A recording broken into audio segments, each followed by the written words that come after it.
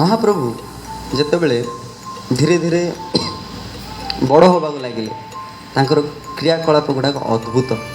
ଥରେ ହାମୁଡ଼ି ହାମୁଡ଼ି ହାମୁଡ଼ି ହାମୁଡ଼ି ଅଗଣାରେ ବୁଲୁଛନ୍ତି, ଗୋଟେ ବିଷଧର ସର୍ପ ଆସିଲା। ମହାପ୍ରଭୁ ତା ସହିତ ଖେଳିଲେ, ତା ଗଳାଟାକୁ ଧରିଦେଲେ, ତା ଚାରିଆଡ଼େ ମହାପ୍ରଭୁଙ୍କର ସେ ବୁଲିଲା। ତାପରେ ଆଉ ଥରେ ସମସ୍ତେ ଦେଖୁଛନ୍ତି, ସମସ୍ତେ ଡରିଗଲେଣି, ମା ବାପା ପୁରା ଛାନିଆ ହେଇଗଲେଣି, ମୋ ପିଲା କ'ଣ ହେବ। ସମସ୍ତଙ୍କ ଆଖି ସାମ୍ନାରେ ସେ ସାପ କିଛି କରିନି ମହାପ୍ରଭୁଙ୍କୁ କ୍ଷତି, ପ୍ରଣାମ କଲା, ଧୀରେ ଧୀରେ ଧୀରେ ସାଇଡ଼୍ ପଳେଇଲା ସମସ୍ତଙ୍କ ସାମ୍ନାରେ। ମା ବାପା ପୁରା ଆଶ୍ଚର୍ଯ୍ୟ ହେଲେ, ମୋ ପିଲା। ଯିଏ ଆଶ୍ଚର୍ଯ୍ୟ ହେଇଥିଲା ଛୋଟ ପିଲାକୁ ଏଡ଼େ ବଡ଼ ବିଷଧର ସର୍ପ ଗୋଡ଼େଇଥିବ। ଦେଖ ସେ ସର୍ପ କିଛି କଲାନି, ମହାପ୍ରଭୁଙ୍କର ସେ ଆଶୀର୍ବାଦ ନେବା ପାଇଁ ଆସିଥିଲା। ଯିଏ ସମସ୍ତଙ୍କର ମାଲିକ ତାଙ୍କୁ କ'ଣ ଚିନ୍ତା।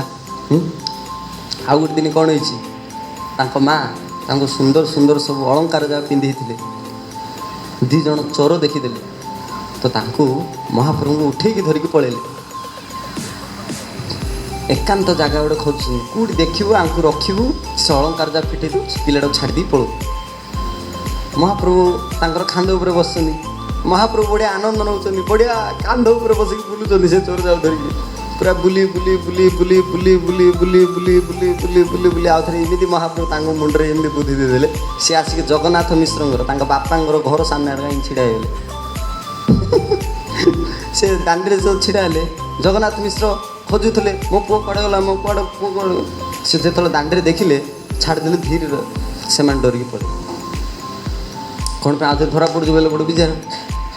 ତ ମହାପ୍ରଭୁ ଏଭଳି ସମସ୍ତଙ୍କ ପ୍ରତି କୃପା କରିଥିଲେ ପିଲା ବୟସରେ।